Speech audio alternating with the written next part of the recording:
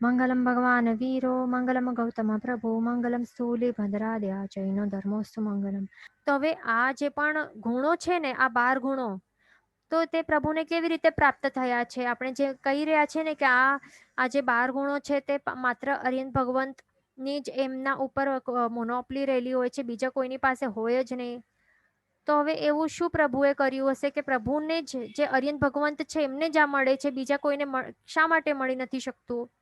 આ જે 12 ગુણો છે તે આપણને એવું ક્વેશ્ચન થતું હશે, તો એનું એક જ આન્સર છે કે પ્રભુએ શું કર્યું હતું? છેલ્લા 3જા ભવે પ્રભુએ ઉત્કૃષ્ટ તપ કર્યું હતું ને, ઉત્કૃષ્ટ 20 સ્થાનક એવું તપ કર્યું હતું. એમાં જરૂરી નથી કે આખા ને આખા 20 સ્થાનકોનું તપ કર્યું હશે. કોઈ પણ એક પદની ઉત્કૃષ્ટ આરાધના કરી હશે કે 2 કે 3 કે વધારે, એટલે 20 કરી હોય અથવા તો 1 2 3 કે એનાથી વધારે કરી હોય, એટલે મિનિમમ એક તો કરે જ. 20 સ્થાનકોમાંથી કોઈ પણ મિનિમમ એક પદની તો ઉત્કૃષ્ટ પ્રકારે આરાધના તો કરે જ. જેમ કે શ્રેણીક મહારાજે માત્ર અરિહંત પદની આરાધના કરેલ, બરાબર ને? તો એવી રીતે મિનિમમ એક અને મેક્સિમમ 20 પદ તો એમની ઉત્કૃષ્ટ રીતે તપ કરે અને એની સાથે ઉત્કૃષ્ટ એવી ભાવ દયા એટલે કે ભાવ અનુકંપા કરે છે. અને તેના કારણે શું થાય છે? એમને તીર્થંકર નામ કર્મનું બંધ થાય છે અને પછી તેઓ નિકાચિતપણે કરે છે એ કર્મને. અને આ કર્મ કેવું હોય છે? એક ઉત્કૃષ્ટ પ્રકારની, જો કહીએ ને, સૌથી આપણને એવું લાગે કે સૌથી બેસ્ટ પ્રકારનું પુણ્ય કર્મ કયો હશે કે જેના બહુ વધારે એકદમ બેસ્ટ ફળ હોય, તો તે આ જ છે, તીર્થંકર નામ કર્મ. તો આ ઉત્કૃષ્ટ એવા પ્રકારનું પુણ્ય કર્મ છે કે જે આ અરિહંત ભગવંતના આત્મા તેઓ બાંધે છે. એ લોકો જ બાંધી શકે છે. બીજા કોઈમાં આવી તાકાત નથી કે આવો એ લોકો બાંધીને પછી એને નિકાચિત પણ કરી શકે. બંધ તો કરે, બંધ કરે પણ તેને નિકાચિત નહીં કરી શકે. માત્ર અરિહંત ભગવાન જે બનનારા આત્મા હોય ને, તેઓ જ આ તીર્થંકર નામ કર્મ નિકાચિત કરી શકે છે. અને કર્મ કેવું હોય? તે પછી જો નિકાચિત કરવામાં ના આવે તો તે એનું ટ્રાન્સફોર્મેશન પણ થઈ શકે ને, તો એવી રીતે પછી એનું ટ્રાન્સફોર્મેશન પણ થઈ શકે છે. એટલે જે અરિહંત ભગવાન જે નહીં બની શકે, એટલે જે બનવાના નથી એવા જીવો જો તીર્થંકર નામ કર્મ નું બંધ કરે પણ તેઓ નિકાચિત કરી જ નથી શકતા, તો પછી એમને આવા પ્રકારનું જે એનું ફળ છે આ બધું, તો એ નહીં મળે, પ્રાપ્ત નહીં થાય પછી.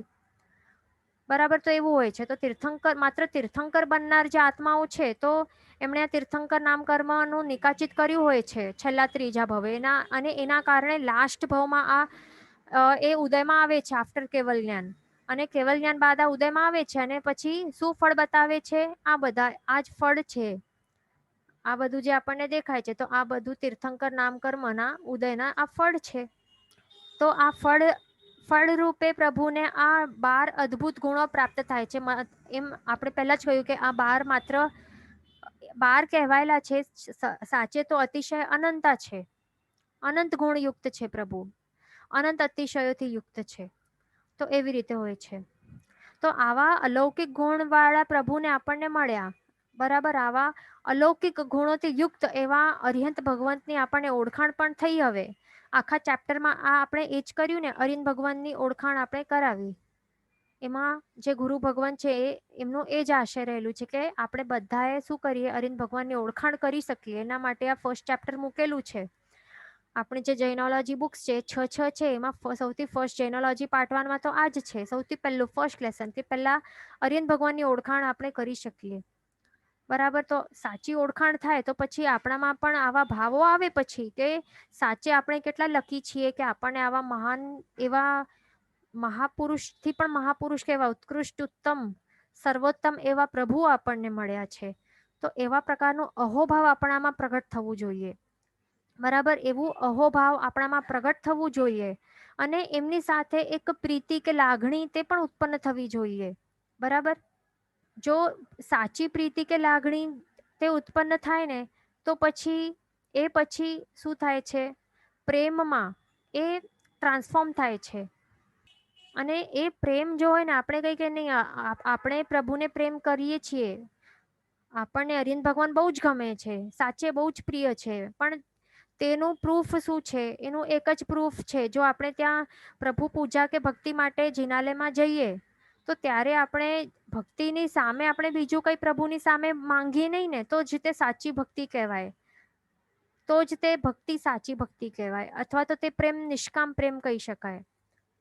તે ધ્યાન રાખવાનું. પણ આપણે જો આપણી ભક્તિની સામે આપણે બીજું કંઈ માંગીએ ને, ત્યાં જિનાલયમાં દર્શન પૂજા કરીએ અથવા તો ભંડારમાં પૈસા નાખીએ અને સામે આપણે એ માંગીએ કે મારું XYZ કામ થઈ જાય, મારું આ પ્રોબ્લેમ છે, સાંસારિક પ્રોબ્લેમ છે, તો તે સોલ્વ થઈ જાય, મને પૈસા વગેરે મળી જાય, હું પાસ થઈ જાઉં, આવા આવા આપણે, અને હા આ બધું કામ થશે તો પછી હું આટલા આટલા પૈસા ચડાવીશ, અથવા તો આવા હાર ચડાવીશ, કે આ આઈમ્બિલ તપ કરીશ, કે આ કરીશ તે કરીશ. એ બધું આપણે જો આવી રીતે ત્યાં કહી આવીએ પ્રભુની સમક્ષ, તો તે શું છે, તે શું સાચી ભક્તિ કહેવાય? તે સાચી ભક્તિ નહીં કહેવાય ને.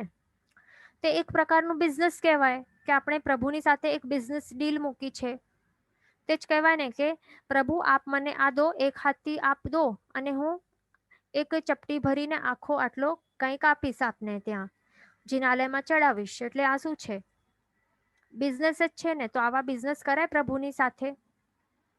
જે મોક્ષ સુખ એવું એક મોટું આપણને આપી શકે છે. એટલે જે મેઇન જે કહેવાય ને કે મોક્ષ મળી ગયું તો બધું જ મળી ગયું, બીજું કંઈ જોઈએ જ નહીં. પછી સૌથી ઉત્કૃષ્ટ ફળ જો કહેવાય કે જે માંગી શકે તો તે શું છે? મોક્ષ ફળ છે.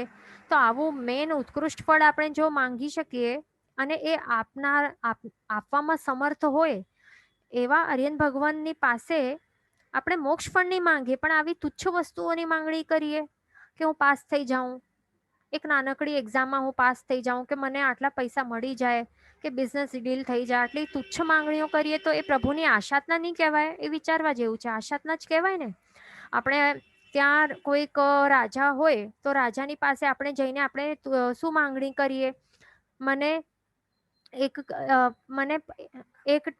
એક વારનું ભોજન જોઈએ, અથવા તો અમુક આટલા લોટ જોઈએ ખાવા બનાવવા માટે. તો એ શું કહેવાય?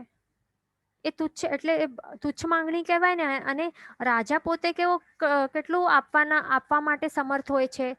રાજા પાસે કઈ જો આપણને ઓપોર્ચ્યુનિટી મળે કઈ માંગવાની, તો પછી એમના પાસે ગામડા માંગવા જોઈએ, કારણ કે એ આપવામાં સમર્થ હોય છે. બરાબર. એટલે જો એ પ્રસન્ન થાય ને વરદાન આપવા તૈયાર થાય તો આપણે એ માંગવું જોઈએ. કઈ એક આટલો લોટ નહીં માંગવું જોઈએ, અથવા તો આટલો એક ટાઈમનું ભોજન થોડી માંગવું જોઈએ. એ તો રાજાની અવહેલના થાય છે. બરાબર. કારણ કે એ આપવા માટે આટલો સમર્થ હોય છે અને સામે આટલું તુચ્છ માંગણી કરીએ. તેવી જ રીતે આપણે એ જ ભૂલ કરી રહ્યા છીએ પ્રભુ પાસે. જે ત્રિલોકના 3 લોકના રાજા છે એમના પાસે આપણને શું માંગવું જોઈએ? એ શું આપવામાં સમર્થ છે? મોક્ષ સુખ, ઉત્કૃષ્ટ એવું મોક્ષ ફળ આપવામાં સમર્થ છે, છતાં પણ આપણે એમના પાસે જઈને આવી તુચ્છ માંગણીઓ કરી આવીએ તો એ પ્રભુની આશાતના જ કહેવાય છે. અને આપણે પ્રભુને આપણે એમની ઓળખાણ જ નથી થઈ. પ્રભુની જે શક્તિ છે એમને આપણે ઓળખી જ નથી શક્યા, એ જ પ્રૂફ કરે છે. અને બીજું, આપણી ભક્તિ તે પણ સાચી ભક્તિ નથી ને. તો આપણો પ્રેમ તે નિષ્કામ પ્રેમ છે. કેવું છે પ્રેમ આપણો? નિષ્કામ પ્રેમ નથી, પણ સ્વાર્થવાળું પ્રેમ છે. સ્વાર્થથી ભરેલું પ્રેમ છે. એટલે એને પ્રેમ જ નહીં કહેવાય, પણ શું કહેવાય? અને ભક્તિ પણ નહીં કહેવાય, સાચી ભક્તિ નહીં કહેવાય, એ બિઝનેસ ડીલ કહેવાય. તો એવા ભક્તિ કરશું તો પછી આપણે આગળ તો વધી નહીં શકશું ને. પછી આપણે ત્યાં સંસારમાં જ અટકાયેલા રહી જશું. તે ધ્યાન રાખવાનું. અને આપણે જો મોક્ષ સુખ માંગીએ ને, તો મોક્ષ ફળ એટલે જે આપણે જો મોક્ષ ફળની પ્રાપ્તિ મને થાય એવું માંગણી કરીએ તો બીજા તો આ બધા તુચ્છ ફળો છે. એના સાથે સાથે તો બધું સુખ સામગ્રીઓ તો એ તો એમને એમ જ આવી જાય. એવી તુચ્છ માંગણીઓ નહીં કરાય પ્રભુ પાસે જઈને. બરાબર. એટલે પછી જો આપણી ભક્તિ તે સાચી ભક્તિ હોય અને નિષ્કામ પ્રેમ વાળી હોય, એટલે સામે એવું કઈ માંગવું ન જોઈએ. સ્વાર્થ વગરનો જો નિષ્કામ પ્રેમ આપણે જો પ્રભુને કરતા હોઈએ તો પછી શું થાય? આપણી ભક્તિ તે પણ સાચી કહેવાય અને આપણામાં ધ્યાન યોગ તે ઉત્પન્ન થઈ શકે છે. એટલે આપણે ધ્યાનસ્થ થઈને પ્રભુના ગુણોમાં આપણે આવી રીતે એક કોન્સન્ટ્રેશન આવી શકે. બરાબર. અને પ્રભુના જે ગુણ છે એટલે આપણામાં લીનતા આવી શકે. પ્રભુની ભક્તિ કરવામાં આપણને ત્યાં રસ આવે, એટલે એક લાગણી કે કનેક્શન આપણે ત્યાં બિલ્ડઅપ કરી શકીએ, જો ભક્તિ સાચી હોય. નહીં તો એ ઉપર છલ્લી કહેવાય, આવી સ્વાર્થવાળી હોય કે આવી બિઝનેસ ડીલ કરી તો એ તો કઈ ત્યાં પછી ધ્યાનનું ત્યાં સવાલ જ નહીં આવે. ધ્યાન તો કઈ લાગવાનું જ નથી. પણ જો નિષ્કામ પ્રેમ હોય ને સાચી ભક્તિ હશે ને, તો ત્યાં આપણે બેસી જશું ને તો પણ ટાઈમનો ખ્યાલ નહીં આવશે. પછી એવી રીતે ધ્યાન યોગ આપણામાં ઉત્પન્ન થઈ શકશે. અને ધ્યાન કરતા કરતા પછી આપણને પ્રભુના ગુણોમાં પછી આપણને રમણતા કરવાની છે. તો તે આપણું મુખ્ય લક્ષ્ય છે. પ્રભુની જિનાલયમાં પૂજા કરવાનું મુખ્ય લક્ષ્ય શું છે? મુખ્ય લક્ષ્ય આપણને શું કરવાનું છે? ધ્યાન કરવાનું છે ત્યાં બેસીને, અને પ્રભુના જે ગુણ છે એનું દર્શન કરવાનું છે. માત્ર પ્રભુની મૂર્તિ કેટલી સુંદર દેખાય છે તે બહારી પ્રશંસા નથી કરવાની, પણ પ્રભુના જે આત્મિક ગુણો છે તો એ આપણને એમાં રમણતા કરવાની છે. અને આવી રીતે ધ્યાન કરતા કરતા આપણામાં પછી શું થાય છે? તાદાત્મ્ય ભાવ પ્રગટ થાય છે. તાદાત્મ્ય ભાવ એટલે શું? કે એનું મિનિંગ શું છે? એટલે કે એકાત્મતા રૂપ ભાવ. એટલે પ્રભુ, અહીંયા શું લખેલું છે કે હું પ્રભુ તારો, હું પ્રભુ મારો. એટલે આપ અને હું, આપણે બંને એક જ છીએ, એક જેવા જ છીએ. આપનો આત્મા અને મારો આત્મા એક જેવો જ છે. મારા આત્મામાં પણ આપના જેવા જ અનંત ગુણો છે. મારો આત્મા પણ અનંત ગુણનો સ્વામી છે. પણ ડિફરન્સ શું છે? હું તો કર્મની કાળીમાંથી હું આવૃત થઈને રહી ગયો છું, સંસારમાં જકડીને રહી ગયો છું. પણ આપ તો આત્માથી પરમાત્મા બની ગયા છો. એટલે આપે બધા જ કર્મોનો ક્ષય કરીને આપ સિદ્ધ પદે પહોંચ્યા છો. બરાબર? તો એવા પ્રકારની જો આપણને અહીંયા ત્યાં પ્રભુની સમક્ષ એને આવી રીતે ભાવના ભાવવાની હોય છે. આવી રીતે એમનું જે ગુણ છે, એમના ગુણોના દર્શન કરીને પછી આપણા પોતાના આત્માના ગુણોના દર્શન કરવાના છે. કે આપણે પણ, આપણો આત્મા પણ પ્રભુના જેવો જ છે. એટલે આપણા આત્માના સાચા સ્વરૂપની ઓળખાણ આપણને એવી રીતે કરવાની છે. એટલે એ આપણો અંતિમ લક્ષ્ય હોવું જોઈએ. આપણા પોતાના આત્માના સાચા સ્વરૂપની ઓળખાણ, એ જ આપણો અંતિમ લક્ષ્ય છે. કોઈ આપણને પૂછે કે દેરાસર શા માટે જાઓ છો, પ્રભુ પૂજા શા માટે કરો છો, તો એનો સાચો જવાબ જો કોઈ હોય ને તો શું હોય? મને મારા પોતાના આત્માના સાચા સ્વરૂપની ઓળખાણ કરવાની છે. એના માટે હું જાઉં છું. પોતાના આત્માના ગુણોને ઓળખવાનું છે. એના માટે હું આલંબન તરીકે પ્રભુ અરિયંત ભગવાનની પૂજા કરું છું. એ આપણું સાચું આન્સર છે. બરાબર?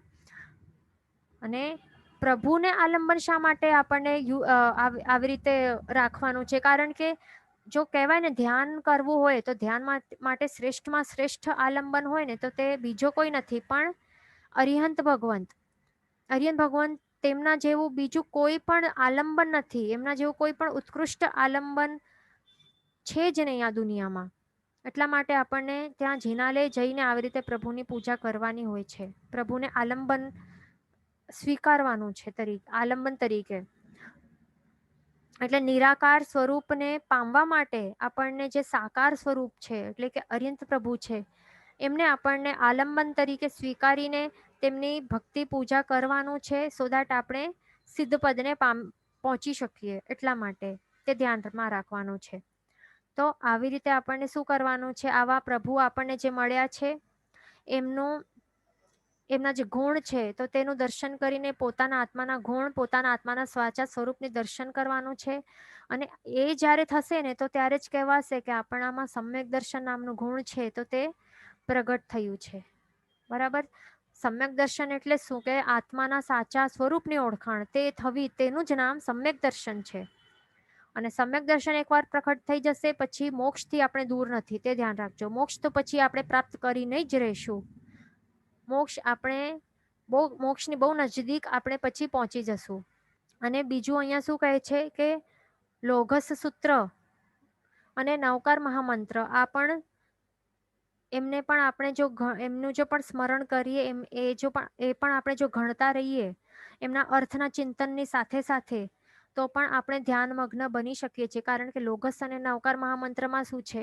નવકાર મહામંત્રમાં પંચ પરમેષ્ઠી છે અને લોઘસ સૂત્રમાં આપણા અરિહંત ભગવાન છે. 24 ભગવંત ની સ્તવના કરવામાં આવેલી છે. એટલા માટે આપણે જો કૌશક ધ્યાનમાં પણ આપણે બેસીએ ને તો નવકાર મહામંત્ર કે લોઘસ સૂત્ર એ આલંબન તરીકે આપણે વાપરી શકીએ છીએ. અને એવી રીતે આપણને ધ્યાન આપણે લગાડી શકીએ છીએ. એવી રીતે. ઓકે, હવે આપણે આગળ વધશું. હવે આપણે જોશું અરિહંત ભગવાનના 34 અતિશયો કયા છે. તો અતિશય, આ વર્ડનો મિનિંગ શું છે? અતિશય એટલે સિમ્પલ વર્ડ્સમાં કહીએ તો શું છે, અતિશયમાં જે હોય એટલે બહુ જ વધારે પ્રમાણમાં કંઈક રહેલું હોય તો તેને અતિશય કહેવાય છે. તો હવે અહીંયા શું એની વ્યાખ્યા અહીંયા બતાડેલી છે શ્રી અભિધાન ચિંતામણીની સ્વપજ્ઞ ટીકામાં. અહીંયા શું બતાવેલું છે એનું મિનિંગ અહીંયા નીચે લખેલું છે. આ જે લાઈન છે તો એનું મિનિંગ અહીંયા નીચે લખેલું છે કે જે ગુણો વડે શ્રી તીર્થંકર ભગવંતો સમસ્ત જગત કરતા પણ અતિશાયી ચઢિયાતા હોય છે તે ગુણોને અતિશય કહેવામાં આવે છે. બરાબર, સિમ્પલ ડેફિનેશન છે ને એ યાદ કરી લેવાની. અતિશય શું છે એવું ક્વેશ્ચન આવે તો પછી આ આપણને લખી લેવાનું અને અતિશયનો મિનિંગ પહેલા સમજી લેવાનું તો આપણે લખી શકીએ. બહુ સિમ્પલ ડેફિનેશન છે. બરાબર, એટલે પ્રભુમાં જે એવા ગુણો છે કે એવા ગુણો છે કે બીજા કોઈ આખો જે જગત છે ને, જગતમાં જેટલા પણ જીવો છે એમાં પણ એ જો ગુણ હોય છતાં પણ પ્રભુમાં એ ગુણો કેટલા પ્રમાણમાં છે? અતિશય ચઢિયાતા પ્રમાણમાં છે. સમસ્ત જગત કરતા પણ કેટલા પ્રમાણમાં છે? અતિશય ચઢિયાતા પ્રમાણમાં છે એ ગુણો. એટલા માટે એ ગુણોને અતિશય કહેવામાં છે. તો તે અતિશય પ્રમાણમાં રહેલા ગુણો કેટલા છે? અહીંયા 34 અતિશય બતાડ્યા છે. એમ તો અતિશય અનંત છે અને આપણે 12 ગુણોમાં 4 મૂળ અતિશય જોયા. હવે બાકીના 34 અતિશય પણ અહીંયા બતાડે છે. તો હવે તે આપણે એક કરીને આગળ જોશું. તો હવે પહેલું છે લોકોત્તર અદ્ભુત સ્વરૂપવાન દેહ. તો હવે પ્રભુનું જે રૂપ છે તે કેવું છે? આ લોકમાં, ત્રણેય લોકમાં જો આપણે કહીએ ને, સૌથી આપણે કોઈ અહીંયા આપણે ઇન્ડિયામાં ને આ વર્લ્ડમાં શું કોન્ટેસ્ટ થતા હોય છે કે મિસ વર્લ્ડ ને મિસ્ટર વર્લ્ડ ને કોણ છે, મિસ્ટર ઇન્ડિયા, મિસ ઇન્ડિયા કોણ છે, બધું થતા હોય છે. તો એ તો કાંઈ નથી કે આ તો કાંઈ નથી દેખાતા. આટલા કાંઈ લુક્સમાં પણ આટલા કાંઈ ન હોય સારા, એ તો કાંઈ જ નથી.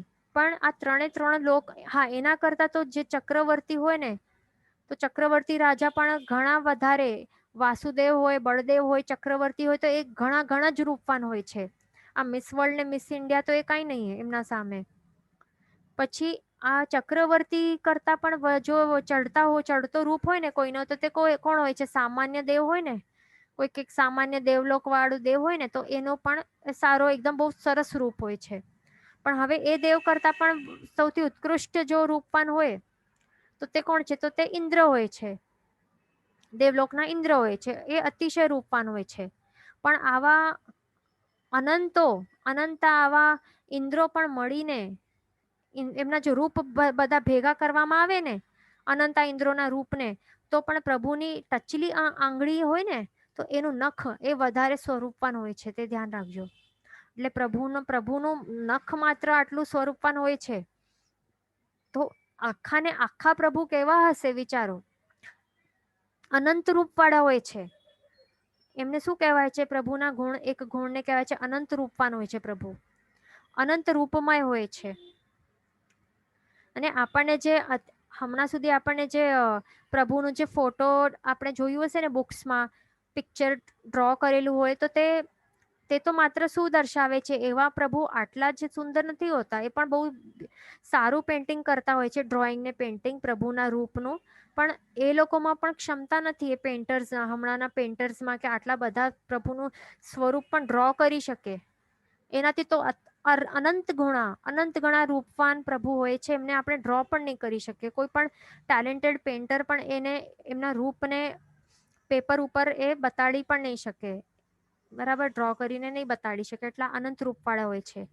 કેમ? કારણ કે પ્રભુ આ વિશ્વમાં રહેલા જેટલા પણ બેસ્ટ, એકદમ સર્વોત્કૃષ્ટ પૂતગલો હોય ને, શુભ વર્ણ ગંધ રસ સ્પર્શ વાળા, અતિ ઉત્તમ એવા વર્ણગંધ રસ સ્પર્શ વાળા એવા પૂતગલોથી તેમના જે શરીર હોય છે તે બનેલું હોય છે. અને એમનું શરીર પણ કેવું હોય છે? સુગંધ વાળું હોય છે. એકદમ સુગંધ વાળું હોય છે કે અને રોગ રહિત હોય છે, પરસેવાથી રહિત હોય છે, મળથી રહિત હોય છે, મેલ અશુદ્ધિ એ કાંઈ પણ હોતી નથી એમના દેહમાં. આટલું એકદમ સુંદર, સ્વચ્છ અને નિર્મળ એમનું શરીર હોય છે. આખો ને આખો શરીર એકદમ સુગંધમય હોય છે. પછી બીજું અહીંયા ગુણ બતાડે છે. બીજું અતિશયને ગુણ પણ કહી શકાય. બીજું અતિશય છે સુગંધિત શ્વાસોશ્વાસ, તો એમાં પ્રભુના જે શ્વાસોશ્વાસ હોય ને, બ્રેથ હોય ને, બ્રેથ જે ઇનહેલ અને એક્સહેલ કરતા હોય છે, તો એ જે શ્વાસોશ્વાસ હોય છે, તો એમાં કમળ જેવી સુગંધ આવતી હોય છે. એવો ફ્લાવર એટલે કે લોટસ હોય છે, તો એવી સુગંધ હોય છે પ્રભુના બ્રેથમાં. અને આપણું બ્રેથ કેવું હોય? દુર્ગંધમય હોય છે. બરાબર. પછી ત્રીજું છે માંસ અને રુધિર, દૂધની માફક શ્વેત. એટલે પ્રભુનું જે લોહી હોય, રુધિર એટલે કે લોહી, તો એ પણ રેડ નહીં હોય, આપણા જેવી રેડ નહીં હોય, પણ કેવી હોય છે પ્રભુનો કલર? દૂધની જેવી ઉજ્જવળ શ્વેત નિર્મળ એવું એમનું રુધિર પણ હોય છે, લોહી પણ એવી હોય છે. આપણે આ તો દૃષ્ટાંત સાંભળી જશે ને કે ચંડકૌશિક સર્પ જ્યારે પ્રભુને આવી રીતે દંશ આપે છે, તો ત્યારે પ્રભુની જે લોહીની ધારા, તો તે કેવી વ્હાઈટ હોય છે ને, પગમાંથી વ્હાઈટ કલરની નીકળે છે. તો એ પછી હા, એમનું જે માંસ હોય છે, તો માંસ આપણું પણ કેવું હોય છે? આપણે જોઈ પણ નહીં શકીએ એવું દુર્ગંધી અને એકદમ એટલે આવું હોય છે, બીભત્સ હોય છે. આપણું જે માંસ હોય છે, ઉલટી આવી જાય એવું હોય છે. પણ પ્રભુનું કેવું હોય છે? દુર્ગંધ વગરનું હોય છે, સુગંધી હોય છે અને શ્વેત વર્ણનું હોય છે. એવું અત્યંત પવિત્ર જે કહેવાય ને પૂતગલોથી, એવું એમનું શરીર હોય છે. પછી આગળ આવે છે આહાર નિહાર અદૃશ્ય. તો એટલે એનું મિનિંગ શું છે કે એ જે આહાર વાપરવાના હોય ને, મોઢામાં જે પણ એ આહાર વાપરતા હોય છે, તો તે કંઈ પણ આપણને દેખાતું નથી. ચર્મચક્ષુ કહેવાય ને આપણે, આઈઝથી આપણે જોઈ નહીં શકીએ. પણ અને બીજું નિહાર છે, એટલે કે જે પણ નિહાર કરતા હોય છે ને, એટલે સંડિલ વડીનીતિ માતૃ જે પણ, તો એ પણ દેખાતું નથી આઈસથી. એ ચર્મચક્ષુથી કેવું હોય છે? અદૃશ્ય હોય છે. તો આ હા, આપણે એ પણ વાત પહેલા કરી હતી કે પ્રભુ કેવા હોય છે? કરપાત્રી હોય છે.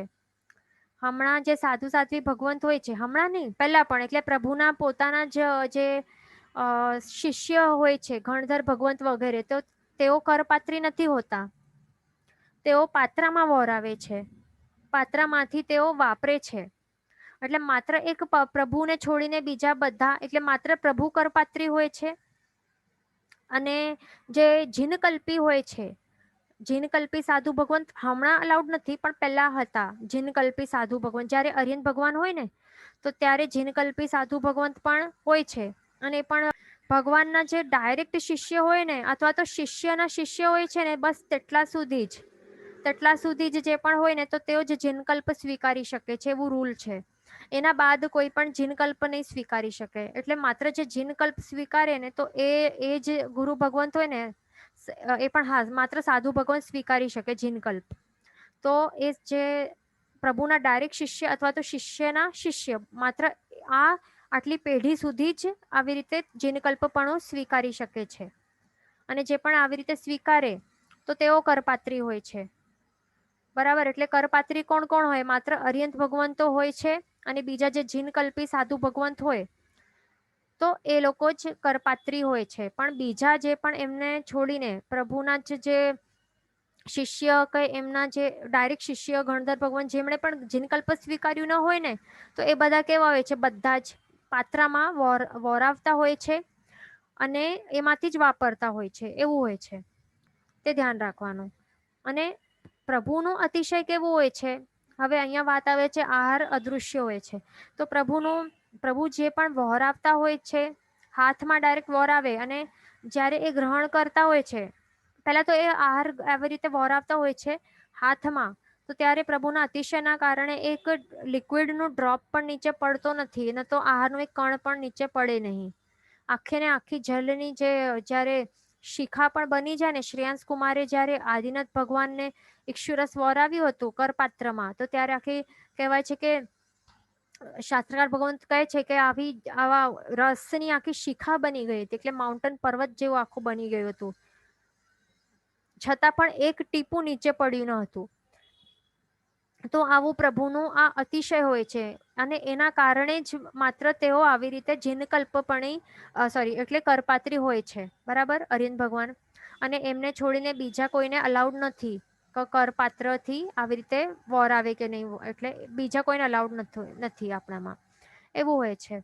કારણ કે પછી શું થાય, બધું નીચે પડે અને પછી શું થાય, જીવો ત્યાં જીવ હિંસા વગેરેનું ચાન્સ થાય છે ને, જીવોત્પત્તિ ત્યાં થઈ જાય.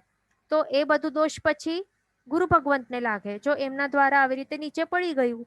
એટલા માટે પાત્રાનું જ અહીંયા પ્રચલન હોય છે, એવું હોય છે. અને બીજું આપણે એ દ્રષ્ટાંત પણ સાંભળ્યું છે ને કે ગૌતમ સ્વામીનું પણ દૃષ્ટાંત, કે ખીર વોરાવીને લાવે છે પાત્રામાં, અને પાત્રામાંથી જ પછી બધા તાપસોને, જે 1500 તાપસો, તો તેઓ પણ પાત્રામાંથી પછી ગ્રહણ કરે છે જ્યારે અષ્ટાપદની જાત્રા કરીને આવે છે પછી. બરાબર. એટલે આપણને અહીંયા શું સમજવાનું છે કે પ્રભુ જેવી રીતે કરતા હોય છે, પ્રભુ કરપાત્રી છે, એનું એ મિનિંગ નથી કે આપણને પણ એ કોપી કરવાનું.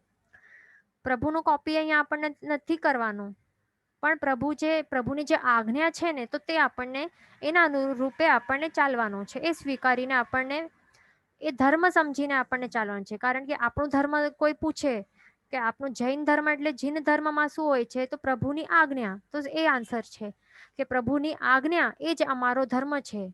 એટલે જૈન લોકોનું ધર્મ શું છે, જે અરિયન ભગવાનની આજ્ઞા છે, મહાવીર સ્વામી ભગવાનના શાસનમાં છીએ આપણે, આપણા એમના શાસનના ચતુર્વિધ સંઘ છીએ, શ્રાવક શ્રાવિકા છીએ. તો આપણો ધર્મ શું છે, કોઈ પૂછે તો કહેવાનું કે મહાવીર સ્વામી ભગવાનની જે પણ આજ્ઞા છે, તો તે અમારું ધર્મ છે, તેણે જ આપણે ધર્મ તરીકે સ્વીકાર્યું છે. એમના વચન છે તે જ અમારા માટે ધર્મરૂપી છે, અને તે જ જૈન ધર્મ છે, એ જ છે. બરાબર. એટલે પ્રભુએ જેમ આપણને કહ્યું છે તો તે આપણને કરવાનું છે, પણ પ્રભુની કોપી નથી કરવાની, તે ધ્યાન રાખવાનું છે આપણને. તેવી જ રીતે પ્રભુએ પહેલી દેશના કહેવાય છે કે મહાવીર સ્વામી ભગવાને પહેલી દેશના આપી, તો ત્યારે શું થયું હતું, કહેવાય છે કે નિષ્ફળ ગઈ હતી, એવી રીતે કહેવાય છે ને. પહેલી દેશના કેવી થઈ હતી, નિષ્ફળ ગઈ હતી. કારણ કે ત્યાં પછી એવા, એટલે કોઈ ગણધર, એટલે કોઈ પણ એવા આત્માઓ રહેલા હતા કે જેમાં આવા ભાવો ત્યાં ઉત્પન્ન નહીં થયા, અને ગણધર ભગવંત બનવા લાયક ત્યાં કોઈ આત્માની હાજરી ત્યાં રહેલી ન હતી. એટલા માટે પ્રભુએ રાત્રે વિહાર કર્યું હતું.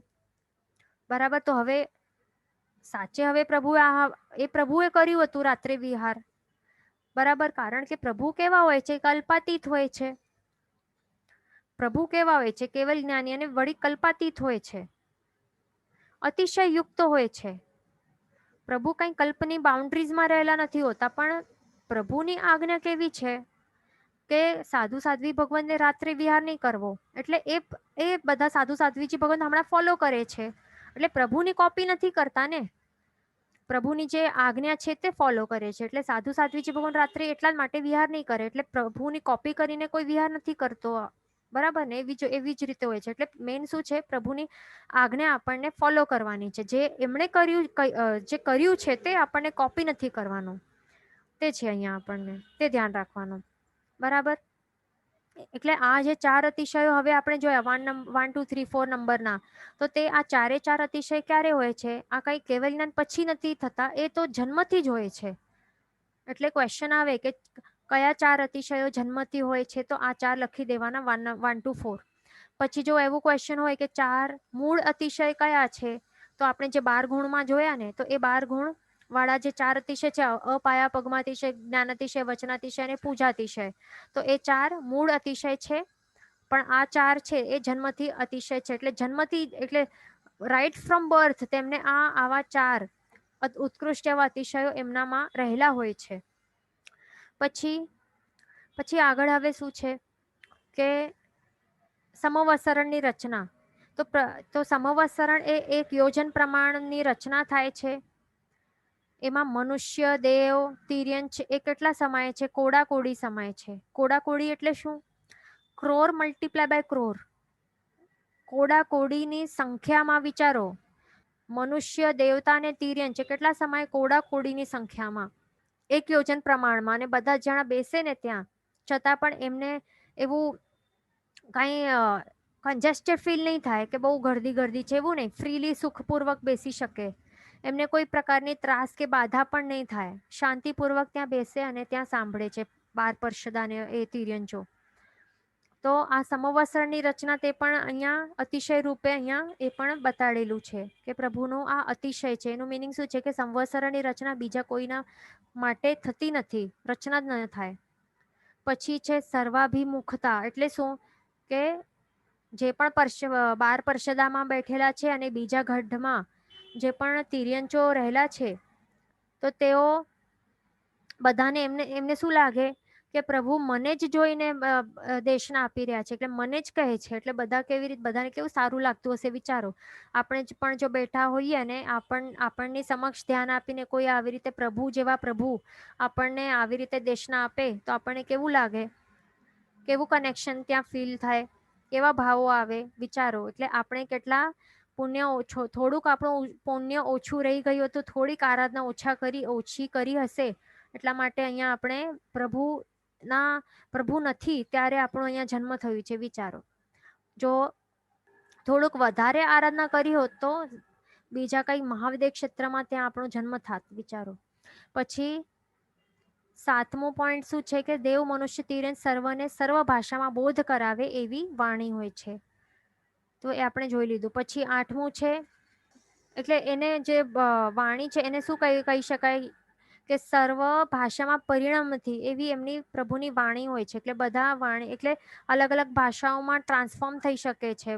બધાને પોતપોતાના ભાષામાં બોધ મળે, એટલે કે સમજી જાય પોતપોતાની લેંગ્વેજીસમાં, એવી રીતે એમની વાણી હોય છે. તિર્યંચોની ભાષાને જે તિર્યંચો હોય છે એમને પોતાની ભાષામાં સમજાઈ જાય એવું હોય છે વિચારો. પછી 8મું છે આસપાસના વિસ્તારમાંથી જ્વર આદિ રોગોનો નાશ. ઓકે, તો હવે અહીંયાથી કરીને એટલા જો 8 નંબરથી કરીને હવે 8, 9, 10, 11, 12, 13, 14, 15, તો અહીંયા જે છે ને તો હવે એ ઇતિઓ બતાડે છે. તો એમાં શું છે, આસપાસના વિસ્તારમાંથી જ્વર આદિ રોગોનો નાશ. એટલે આપણે શું કહ્યું હતું કે પ્રભુ જ્યાં જ્યાં બિરાજમાન હોય અથવા તો જ્યાં જ્યાં વિહાર કરતા હોય છે, તો ત્યાં આસપાસમાં 25, 25, 25, 25 યોજન, એટલે ચારે દિશામાં, નીચે જમીનની 4 દિશા અને ઉપરની બાજુમાં ઉર્ધ્વની બાજુ દિશામાં 25 યોજન, એટલે 25 મલ્ટીપ્લાય બાય 5, 125 યોજન થઈ ગયું ટોટલ. તો 125 યોજન સુધી શું થાય છે, જે આસપાસના વિસ્તાર એટલે એ જ છે. આસપાસ વિસ્તાર એટલે કેટલો વિસ્તાર, 125 યોજન જેટલો વિસ્તાર. એટલા વિસ્તાર સુધી શું થાય છે, જે જ્વરાદી રોગોનો નાશ થઈ જાય છે. એટલે કે જે જીવોને પણ પૂર્વના પહેલાના જૂના રોગો ઉત્પન્ન થયેલા હોય ને, તો તે બધા રોગો મટી જાય છે, નવા રોગો પણ ઉત્પન્ન થતા નથી. તો એ પ્રભુનું આ અતિશય છે. પછી બીજું છે પરસ્પરના વેરની શાંતિ. વેર એટલે કે દુશ્મની. તો દુશ્મની જે છે, તો દુશ્મનીનું કારણ શું છે, જે આપણામાં ક્રોધ નામનું જે મોહનીય કર્મનું જો ઉદય રહેલું હોય આ કષાયોનું, તો એ બધા ક્ષય પામી જાય છે. મોહનીય કર્મનો ક્ષય થાય છે, ક્ષયક્ષમ થાય છે, બરાબર. એટલે એના કારણે જે પણ આપણામાં બીજા માટે જે દ્વેષ કે ક્રોધની ભાવના થતી હોય ને, તો તે બધી શાંત થઈ જાય છે. એ ઉદયમાં આવતું જ નથી, એવું હોય છે પ્રભુનો પ્રભાવ. અથવા તો તેને ઉદયની જે તીવ્રતા હોય છે કે રસ હોય છે, તે જો ઓછો થઈ જાય છે, તે નબળો પડી જાય છે. એટલા માટે જે જાતિવેર જેટલા હોય, કહેવાય ને જાતિવેર છે. જાતિવેર એટલે કે સર્પ અને નોળિયો હોય, એ બંનેને જાતિવેર કહેવાય ને. જાતિ એટલે જાતિ જેવી છે કે એમને વેર એટલે આવી જ જાય, એટલે કઈ શીખીને આવ્યા નથી, કોઈ શીખવાડ્યું નથી કે આ તારો દુશ્મન છે. એને કહેવાય જાતિવેર. એટલે પહેલાથી જ હોય કે આ તો મારો દુશ્મન જ છે, એના સાથે કોઈ એકદમ જોઈને જ ક્રોધ આવે કે લડવાનું મન થાય. જેમ કે સર્પ નોળિયો હોય, આવી રીતે કે સિંહ હોય ને હરણ હોય, તો એમાં શું, એ હરણને ડર લાગે પણ સિંહને એને ખાવા મન થાય. તો એવું પ્રકારના જે પણ કષાયો હોય કે ડર વગેરે જે પણ હોય, તો તે બધા શાંત થઈ જાય છે પ્રભુના અતિશયના કારણે. પછી પાકનો નાશ કરનાર તીડ વગેરે ઇતિનો અભાવ. તો થોડાક ટાઈમ પહેલા જ આપણે શું જોયું હતું કે પાકિસ્તાનમાંથી તીડ આવી છે, ખબર છે, આવું આવ્યું હતું ન્યૂઝમાં. તો એ ન્યૂઝમાં જોયું હશે ને કે તીડ એટલે કેવા ગ્રાસો પર જેવા એ કીડાઓ દેખાતા હોય છે, સાથે એક સાથે કેટલા બધા અટેક કરતા હોય છે. જે ખેતરમાં પાક હોય એને એક સાથે ખાઈ જાય, આખે ને આખું નષ્ટ કરી જાય. એ બધું જોયું હતું ને, ન્યૂઝમાં આવ્યું હતું. પછી પાકિસ્તાનીઓ શું કહેવા લાગ્યા કે હવે એનું એ જે કીડાઓને પકડીને પછી એ લોકો એનો આહાર માંસાહાર કરવા લાગ્યા હતા. તો એવા એવા પાપ અને કુકર્મો કરતા હોય છે જે આવા અન્ય દેશોમાં. વિચારો, આપણને તો પણ અહીંયા જે આર્યભૂમિ છે ત્યાં આપણું જન્મ થયું છે, એટલે આપણે કેટલા ભાગ્યશાળી છીએ. એટલે જે પણ છે અહીંયા જે તીડની વાત કરેલી છે, એટલે એવા હોય છે કે લાખોની સંખ્યામાં આવીને આખા જે બિચારા જે ફાર્મર્સ હોય છે, આખા ખેતરમાં જે રહેલો જે પાક છે એને એક સાથે ખાઈને આખું નષ્ટ કરી દે એવા હોય છે. અને એનું બહુ આતંક રહેલું હોય છે. તો પ્રભુ જ્યાં પણ હોય ને, તો આવા પ્રકારના જે તીડ વગેરે ઇતિનો અભાવ હોય છે, એટલે એ આવતા જ નથી. એ બધું આવું થતું જ નથી. એટલે જે નુકસાન હોય છે તો એ થતું નથી. પછી છે મરઘી વગેરે ઉપદ્રવોનો અભાવ. મરઘી એટલે કે જે હમણાં એમ તો પ્લેગ હતું ને, પેલા પ્લેગ આવતું હતું, આપણે સાંભળ્યું હશે. એટલે કે એપિડેમિક્સ કે મહામારીઓ જે હજારોની સંખ્યામાં જીવ લઈ લે છે. હજારો તો બહુ નાનું છે, હમણાં તો લાખની સંખ્યા થઈ ગઈ હશે ને આખે વર્લ્ડમાં. હમણાં કોરોનાનું જે ચાલી રહ્યું છે, આ કેવું છે, આ પણ એક પેન્ડેમિક છે. હમણાં તો એપિડેમિક પણ નહીં કહેવાય, પેન્ડેમિક છે ને. તો આવા મોટા મોટા પેન્ડેમિક્સ પણ હોય ને, તો પ્રભુ જ્યાં હોય તો આવા પેન્ડેમિક્સ ને એપિડેમિક્સ કંઈ થતા પણ નથી કે જે આટલા સંખ્યામાં જીવોની જાન લઈ લે એવા પ્રકારના. એટલે હમણાંનું કાળ કેવું આવ્યું હશે વિચારો. અને હમણાં જે થયું છે આવા થોડાક વર્ષોમાં એ થતું જ રહેશે, કારણ કે હમણાં તો પડતો કાળ છે. છઠ્ઠા આરાની બાજુમાં જેવી રીતે આપણે જતા જશું, આ બધા આવા પ્રકારના ઇન્સિડન્ટ્સ વધતા જવાના છે. પછી છે અતિવૃષ્ટિ અનાવૃષ્ટિનો અભાવ. તો અતિવૃષ્ટિ એટલે કે હદ ઉપરાંત વરસાદ થાય, ઓવર વરસાદ પડે તો શું થાય, ફ્લડ્સ થાય, બધું નષ્ટ થઈ જાય ને. તો પ્રભુ જ્યાં હોય ત્યારે એ એરિયામાં 125 યોજન સુધી અતિવૃષ્ટિ પણ થતી નથી, અનાવૃષ્ટિ પણ નથી થતી. અનાવૃષ્ટિ એટલે કે વરસાદનો અભાવ, એટલે વરસાદ નહીં થાય ને, વરસાદ જ નહીં થાય કેટલા વર્ષો સુધી, એવું પણ થતું હોય છે. તો એવું પણ થતું નથી. જ્યાં જ્યાં પ્રભુ હોય તો ત્યાં જ્યારે જરૂરી હોય ત્યારે નોર્મલ વરસાદ પડતો હોય છે, કે નોર્મલ પડે છે. આવા ઓવર પડતા નથી, અને કે પડતો જ નથી એવું પણ થતો નથી. એટલે એક્સ્ટ્રીમ આવા તકલીફ વાળા કેસ ન થતા હોય. પછી છે દુર્ભિક્ષનો અભાવ. દુર્ભિક્ષ એટલે કે દુષ્કાળ. એટલે વરસાદ નહીં પડવાથી શું થાય કે પાણીની તકલીફ થઈ જાય ને, પછી ખાવા પીવાની પણ તકલીફ થઈ જાય, ખેતરમાં અનાજ પણ નહીં ઉગે, ખાવાના પીવાના બધા પ્રોબ્લેમ આવી જાય. એટલે એવા પ્રકારના ઇન્સિડન્સીસનું ઓકરન્સ પણ નહીં થાય કેટલા 125 યોજનની એરિયામાં. પછી યુદ્ધનો અસંભવ, એટલે કે યુદ્ધ પણ નહીં થાય. વોર હોય ને, વોર આપણને ખ્યાલ છે, વોર થાય એકવાર પણ તો એ જે બે દેશોની વચ્ચે થાય, એમ તો બે દેશ ઇન્વોલ્વ નહીં હોય, કારણ કે અલાયન્સીસ ને બધું થતું હોય છે. એટલે જ્યારે પણ થતું હોય એટલે ત્યારે કોલેટરલ ડેમેજ તો બહુ જ થતું હોય છે. એટલે બંને દેશોને જ ભોગવવું પડે છે. એવું નથી કે જે એક દેશના ઉપર જ બધું સહેવું પડે. કોલેટરલ ડેમેજ થાય છે, બધાને જ ભોગવવું પડે છે. તો આવા પ્રકારના યુદ્ધો પણ થતા નથી જ્યાં જ્યાં પ્રભુ બિરાજમાન હોય ત્યાં 125 યોજનમાં અથવા તો તે રાજ્યમાં. હવે એમાં પણ સ્વચક્ર અને પરચક્ર એ બંને તકલીફ ન હોય. સ્વચક્ર એટલે કે પોતાના રાજ્ય તરફથી ભય ન હોય, અને પરચક્ર એટલે કે બીજાના રાજાઓ તરફથી પણ ભય ન હોય. એટલે યુદ્ધનો ભય જ નહીં થાય. એટલે શાંતિપૂર્વકનું ત્યાં એકદમ બહુ શાંતિ હોય છે. પછી છે ભામંડલ. તો હા, અહીંયા સુધી આપણે ભામંડલ તો પેલા આપણે જોઈએ. આપણે 8 નંબર ટુ 14 નંબર જે જોયા ને, તો તેને શું કહેવાય છે? એને 7 પ્રકારની ઇતિ કહેવાય છે. શું કહેવાય છે? 7 પ્રકારની ઇતિઓ. કેટલું? 8 ટુ 14 નંબર. આટલું માર્કિંગ કરી લેવાનું. તો આમાં શું વિશેષતા છે 8 ટુ 14માં? જે પણ આ લખેલી છે ને, આ બધી વસ્તુઓ, એને 7 પ્રકારની ઇતિઓ કહેવાય છે. એટલે કે ઇતિ એટલે કે જો એવું કંઈક થાય ને, આ 7માંથી કોઈ પણ વસ્તુ થાય તો શું થાય? ઇતિ એટલે આ વર્ડનું મિનિંગ શું છે? કે સમાપ્તિ. બરાબર? ઇતિ એટલે કે સમાપ્તિ, એટલે કે સંપૂર્ણપણે નષ્ટ થઈ જાય કંઈક, એટલે એન્ડ થાય. તો એટલે આ 7 વસ્તુઓ છે 8 નંબરથી 14 નંબર સુધી. આ 7માંથી કોઈ પણ એક વસ્તુ કે એનાથી વધારે થાય તો શું થાય, એ એરિયામાં કંઈક વસ્તુની સમાપ્તિ કે ઇતિ કે એન્ડ થઈ જાય ને. એટલે જો રોગ થાય તો એના જીવનની સમાપ્તિ થઈ શકે. પરસ્પર વેર હોય તો એકબીજા સાથે ઝઘડા થઈને એકબીજાને મારી પણ નાખે, એવી રીતે જીવનનું પણ એન્ડ થઈ શકે, સમાપ્તિ થઈ શકે. પાકનો ત્યાં પાક વગેરેનું નષ્ટ થાય તો પછી ખાવા માટે કોઈને કંઈ ન હોય, પછી શું થાય, ત્યાં કેટલા જણાની જાન જાય, બરાબર, ભૂખના કારણે.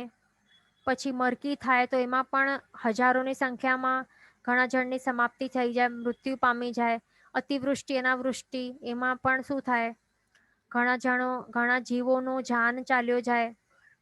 ઘર પણ કેટલા તૂટી જાય, બધું આખો ફ્લડ્સમાં બધું આવી રીતે શું થાય, એટલે પાણીની સાથે આખો ફ્લો થઈ જાય ને, વહી જાય ને.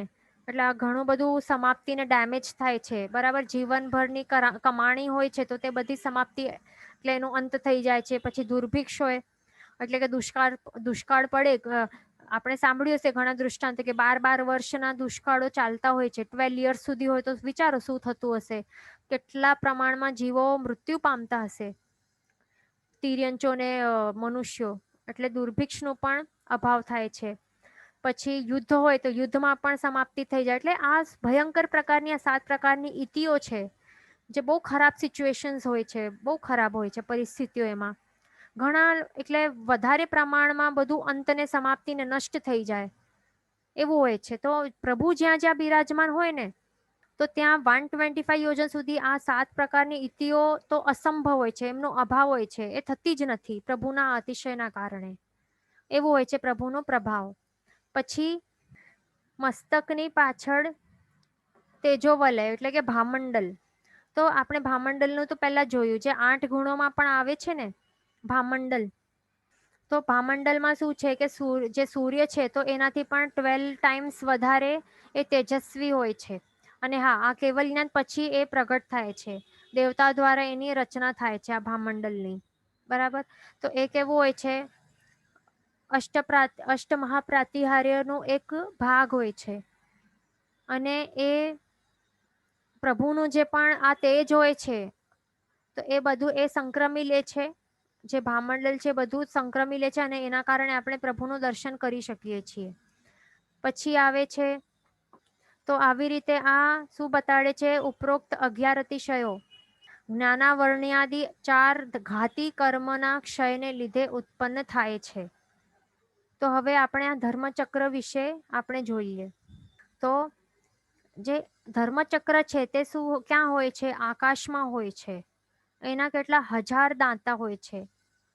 કેવું હોય છે ધર્મચક્ર, 1000 દાંત વાળો એમ ચક્ર ટાઈપ હોય છે, પણ એના વ્હીલના સ્પોક્સ હોય ને એવા સ્પોક્સ વાળું હોય છે આ. અને એ સાથે સાથે જ્યાં પ્રભુ વિહાર કરતા હોય ને, તો તે સાથે સાથે જ ચાલતો હોય છે. નમુથુણમમાં એક શબ્દ જોયું છે ને, ધમ્મવર શું છે, ધમ્મવર ચાઉરંત ચક્કવટ્ટીણમ.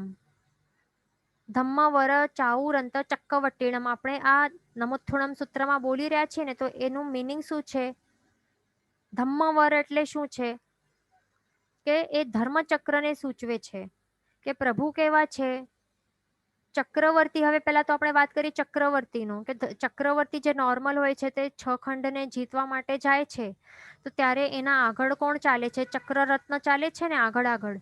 તો તેવી જ રીતે હરિન ભગવાન જ્યાં જ્યાં વિહાર કરતા હોય છે ને, તો જ્યાં જ્યાં ચાલતા હોય છે ને, તો તેની આગળ આગળ આ ધર્મચક્ર જે 1000 દાંતા વાળો હોય છે ને ધર્મચક્ર, તો તે આકાશમાં આગળ આગળ ચાલતો હોય છે. અને એ ધર્મચક્ર શું સૂચવે છે, ધર્મચક્ર કે અરિહંત ભગવાન જે છે, જે હવે અરિહંત ભગવાન અહીંયા પધારી રહ્યા છે, અને એ કેવા છે, 4 ગતિનો નાશ કરનાર એવા ચક્રવર્તી છે, ધર્મના ચક્રવર્તી સમાન છે.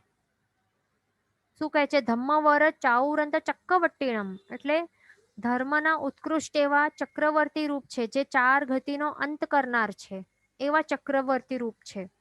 તો એવું સૂચવે છે આ ધર્મચક્ર, બરાબર. પછી આગળ આવે છે, ઓકે, અહીંયા ક્વેશ્ચન આવેલું છે કે યુદ્ધનો અસંભવ જન્મથી હોય છે, ઇફ યસ, નહીં, Okay, if yes, then how come Name Kumar was handling leadership in absence of Krishna? તો જો આ કેવલ જ્ઞાન પ્રગટ થયા પછી હોય છે, આ જન્મથી હોતો નથી. જે આપણે પહેલાના 4 જોયા ને, આપણે આ ફર્સ્ટ 4 જોયા ને, એ જન્મથી હોય છે. આ 4 અતિશયો જન્મથી હોય છે, પણ બાકીના અહીંયાથી 5th નંબરથી છે ને, એ કેવલ જ્ઞાન બાદ હોય છે.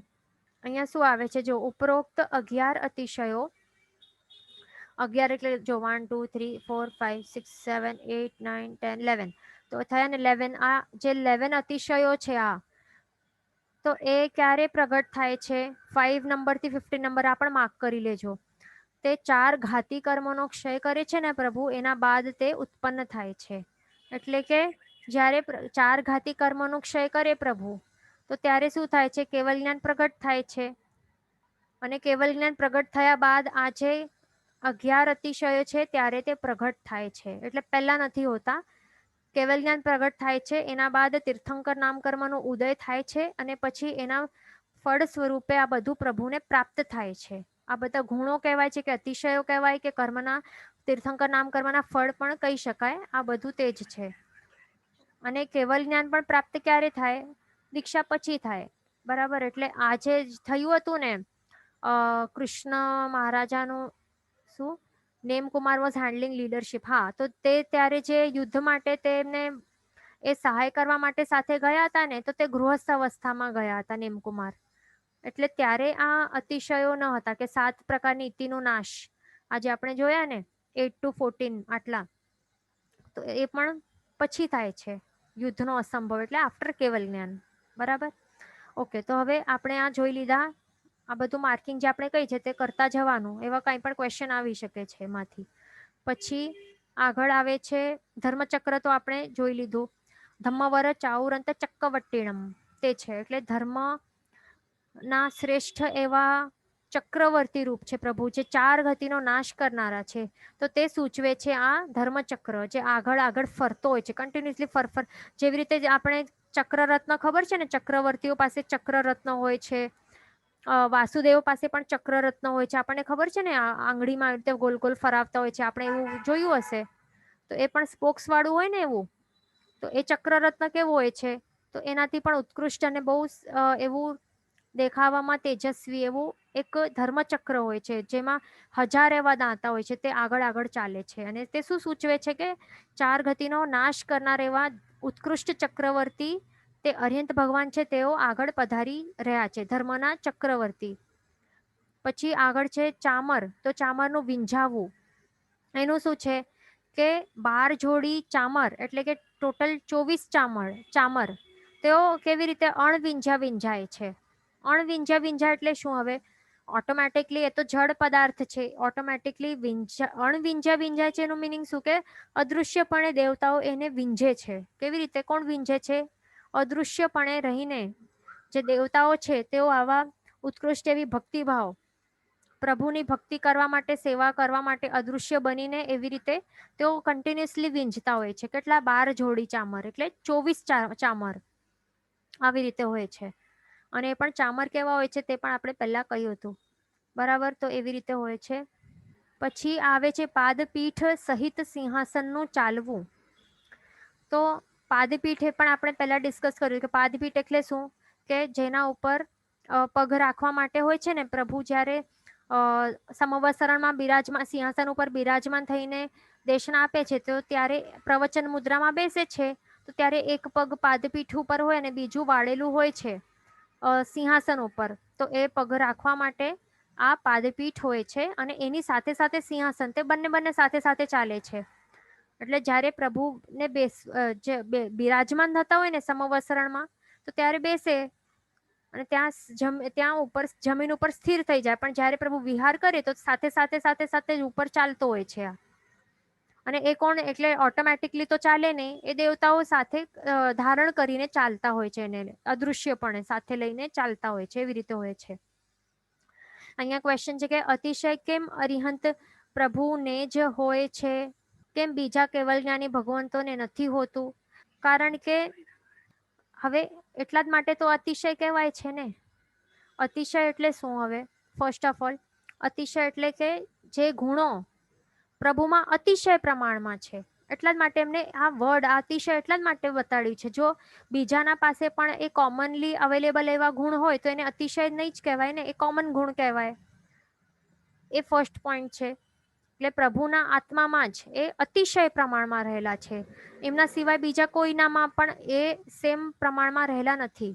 એ ફર્સ્ટ પોઈન્ટ છે. પછી બીજું પોઈન્ટ છે કે આપણે આપણે શું જોયું હતું પહેલા કે તીર્થંકર નામ કર્મનું બંધ જ્યારે પ્રભુ કરે છે છેલ્લા ત્રીજા ભવે, તો તે ત્યારે શું જોયું હતું કે પ્રભુ તીર્થંકરના ઉત્કૃષ્ટ પ્રકારની ભાવ દયા આવી રીતે ચિંતવે છે. આખા 14 લોકના જીવો માટે ઉત્કૃષ્ટ એવી ભાવ દયા પ્રભુ આવી રીતે ચિંતવે છે અને એની સાથે સાથે ઉત્કૃષ્ટ એવી આરાધના કરે છે 20 સ્થાનકોમાંથી. અને તેના કારણે શું થાય છે? ઉત્કૃષ્ટ એવું પુણ્ય કર્મ બંધાય છે. શું બંધાય છે? ઉત્કૃષ્ટમાં ઉત્કૃષ્ટ જો કોઈ કહેવાય, પુણ્યની અમુક પ્રકૃતિઓ હોય છે. પુણ્ય કર્મ પણ અલગ અલગ લેવલના હોય છે, કે એક પુણ્ય કર્મ આટલું ફળ આપનારું, કે બીજો મીડિયમ, કે બીજો ત્રીજો કોઈ એકદમ હાઈએસ્ટ લેવલનું હોય, તો જે કહેવાય ને કે સૌથી બેસ્ટ ફળ, એકદમ ઉત્કૃષ્ટ અને બેસ્ટ ફળ આપનારું કોઈ પુણ્ય હોય, તો એવું પુણ્ય કર્મ તે બાંધે છે. એક કોના કારણે? તીર્થંકર એ કોના કારણે આવી રીતે જે ભાવ દયા છે અને આ ઉત્કૃષ્ટ એવું તપ આરાધના છે, એવું કરવાને કારણે તેઓને આવું કર્મ બંધાય છે. અને તે કર્મનું નામ શું છે? તીર્થંકર નામ કર્મ. અને આ તીર્થંકર નામ કર્મ તે હવે ઉદયમાં આવે છે. કેવલ જ્ઞાન બાદ તે ઉદયમાં આવે છે, અને તે કર્મ ઉદયમાં આવે તો પોતાનું ફળ બતાડે ને, તો પોતાનું ફળ. અને આ તીર્થંકર નામ કર્મ એ જ ઉત્કૃષ્ટ પુણ્ય પ્રકૃતિનું જ આ નામ છે. તો તીર્થંકર નામ કર્મ એ જ્યારે ઉદયમાં આવશે તો એ શું બતાડશે? અતિશય એવા સુખ સામગ્રીઓ આપશે, અને એના કારણે પ્રભુની ઉત્કૃષ્ટ પ્રકારે સેવા થશે આવી રીતે. બરાબર? એના જ કારણે માત્ર અરિયન ભગવંતોને જ હોય, કારણ કે તીર્થંકર નામ કર્મનું બંધ કોણ કરી શકે? માત્ર તીર્થંકર ભગવંતો જ કરે ને. એટલા જ માટે એનું નામ પણ એવું જ છે કે બીજા કોઈ જે જીવો છે એમાં એવી ક્ષમતા જ રહેલી નથી કે આવું તીર્થંકર નામ કર્મનું ને નિકાચિત કરી શકે.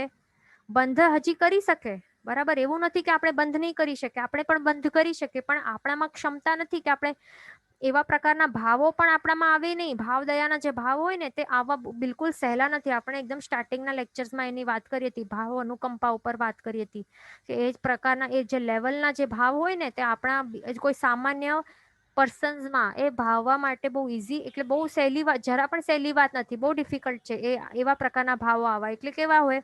બધા જ જીવો ઉપર મૈત્રી ને કરુણાના ભાવ, એક પર્સન ઉપર પણ દ્વેષ ભાવ નહીં. અને એમના માટે કેવી ભાવના ભાવવી કે બધા જ મોક્ષ પદને પામે, બધા જીવો પોતાનું દુઃખ મુક્ત થઈને સુખ એટલે પરમ સુખને પામી શકે. તો એવો જે ભાવ હોય તે એની ઇન્ટેન્સિટી પણ વધતી જાય. એના કારણે તે તીર્થંકર નામ કર્મનું બંધ કરીને પછી નિકાચિત કરી નાખે. અને નિકાચિત થાય એ કર્મ પછી એ ઉદયમાં આવે છે છેલ્લા ભાવમાં. એ પણ આફ્ટર કેવલ જ્ઞાન તેનું રસોદય થાય છે, વિપાકોદય થાય છે, અને એના કારણે આવું ફળ બતાડે છે. કે જે ફળ પણ કેવું બતાડે છે? આપણે જે જોઈ રહ્યા છે ને અતિશયો, આ બધા ફળ છે. શું છે? આજે આપણે 12 ગુણ જોયા ને, એ 12 ગુણ એમ તો આપણે કહીએ છીએ કે 12 ગુણ છે, પણ એ શું છે? એમ કહી શકાય કે જે તીર્થંકર નામ કર્મ જે નિકાચિત કર્યું હતું ને, તો એના આ ફળો છે. આજે 8 પ્રાતિહાર્ય છે, તો એ ફળ છે તીર્થંકર નામ કર્મના. અરે અહીંયા આપણું સમય થવા આવ્યું છે, આપણે હવે શું કરીએ નેક્સ્ટ? પહેલા આપણે 2 મિનિટ હજી ક્લિયર પોઈન્ટ કરી લઈએ પૂરો, કે તીર્થંકર નામ કર્મના કારણે જ આ બધું પ્રભુને આવી રીતે પૂજ્ય બને છે. પ્રભુ આટલા ઉત્કૃષ્ટ પ્રકારે પૂજ્ય બની શકે છે. બરાબર? તો એ બધું તીર્થંકર નામ કર્મનું આ ફળ રૂપે છે. આ કે એ ત્રિલોક દ્વારા પૂજ્ય બને છે. એમના વાણીમાં આવા ઉત્કૃષ્ટ ક્વોલિટીઝ આવે છે. અને આ અતિશયો છે 34 પ્રકારના, તો તે પણ માત્ર પ્રભુમાં જ દેખાય છે. અને કારણ કે પ્રભુમાં શા માટે દેખાય છે? કારણ કે એમનામાં જ આ ઉદયમાં આવ્યું છે ને આ કર્મ. બીજો કોઈ જે બાંધે એમને જ ઉદયમાં આવે, પણ આપણામાં આ બંધને નિકાચિત કરવાની શક્તિ નથી કે આપણને ઉદયમાં આવે. એટલા માટે બીજા કોઈમાં પણ આ અતિશયો નથી. બરાબર. સર્વમંગલ માંગલ્યમ સર્વકલ્યાણ કારણ પ્રધાનમ સર્વધર્માણમ જૈનમ જ્યોતિષ શાસનમ. પ્રણામ.